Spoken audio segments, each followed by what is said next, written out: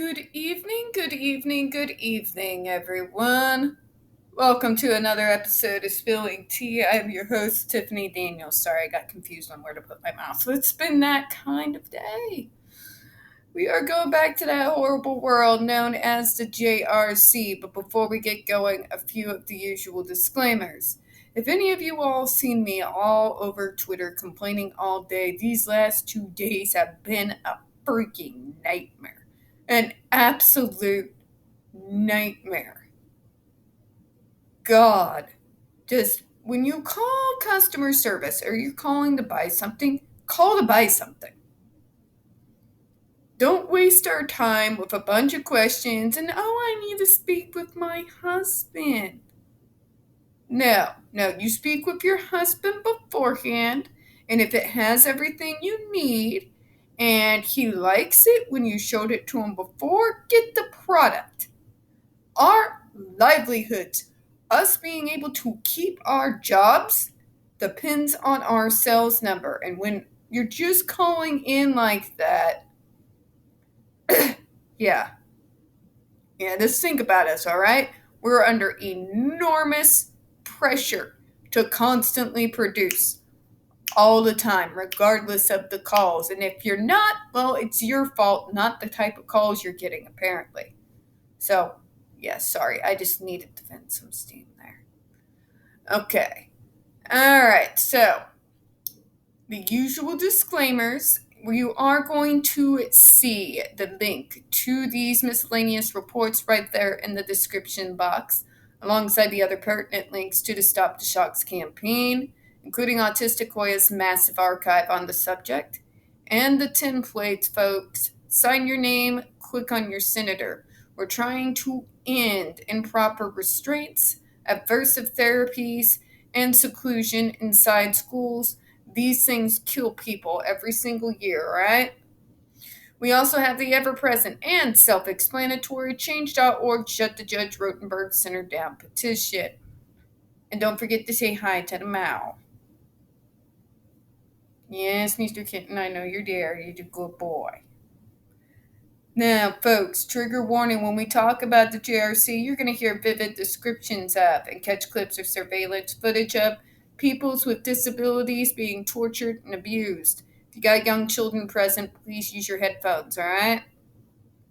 Okay, I am brain dead as hell.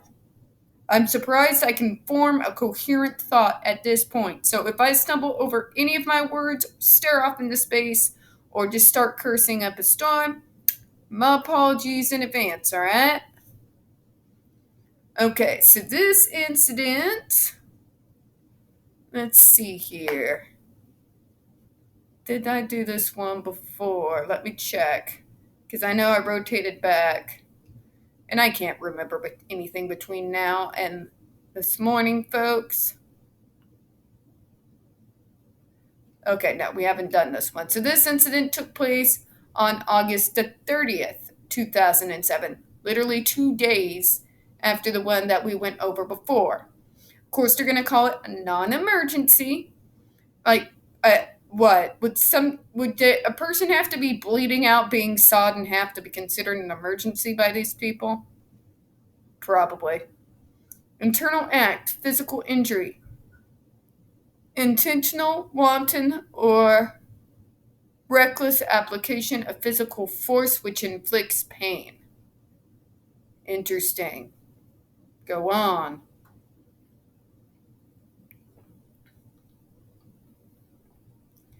ALAB administered 77 GED electric shocks to the ALV after receiving a call instructing him to do so. Oh my God. So this is the incident we've all heard about before. If you remember, I've gone over the incident about the prank call and those two guys getting shocked. And here's the official DPPC report on it. This case has been referred to the District Attorney's Office for review. The 19C investigator is available to provide assistance to law enforcement. Protective services will be provided when necessary. When necessary, protective services must be provided. The 19C investigation should proceed unless otherwise directed by the District Attorney's Office. SPDU action. On August 30th, 2007, DLTNH reviewed this case and sent same to Norfolk DA for their review. Refer with case number blah blah blah blah blah, same allegation, different reporter. On Wednesday, August 29th, reporter received a call from JRI Family Network, Blake. They are a contracted agency through DSS. She asked if she had been contacted by JRC. She proceeded to explain to the reporter what had happened. On Sunday, August 26th, at about 2 a.m., a staff in ALV's house, Stoughton House, received a call from another alleged staff member. The staff on phone reported to staff at house that ALV had displayed inappropriate behaviors during the day. The staff stated that they viewed the camera footage to support the allegation of ALV's inappropriate behaviors. Staff on phone informed staff at house that ALV demonstrated behaviors to receive GED electric shock treatments. Staff at Stoughton House proceeded to give ALV 77 GED application in a 3-hour period. This staff did this because of the staff who had called. Blank reported that ALV was examined medically on Monday, August 27th, and indicated that he was okay. Reporter does not know of any visible marks, since it was not reported to her. Fuck me. You think a dude can get shocked 77 times at just below the lethal limit and be okay? Where'd you get your fucking medical degree? Google? Reported that staff who telephoned that staff at the house was not in fact an employee, but another client who was on the run in New York. ALV's DSS worker is I'm not saying his name. He was the person who probably contacted Blank and informed her of the situation. Names of individuals involved were not given to reporter. ALAB was taken off previous reports on the same incident. So, this is the incident we've gone over before, guys. But the question, the elephant in the room, not even DPPC is asking. What is that question? Why did the staff never question it? If you remember the previous reports on this particular case, it was not in either student's behavioral program to be on GEDs. In fact, both of them had been, according to the JRC, faded off. So why would staff, without question, immediately put those GEDs on them and give them such a large, excessive amount of shocks without question? This is very pointed, folks. And the answers that the JRC give are just not good enough. The fact of the matter is, the way things seem to be set up at this school is that the employees are actually discouraged from disobeying orders and are encouraged, in fact, to tattletale on each other. Because much like the students, the employees also are on a point system where they can receive docks for something as simple as chewing gum while on shift. Yeah.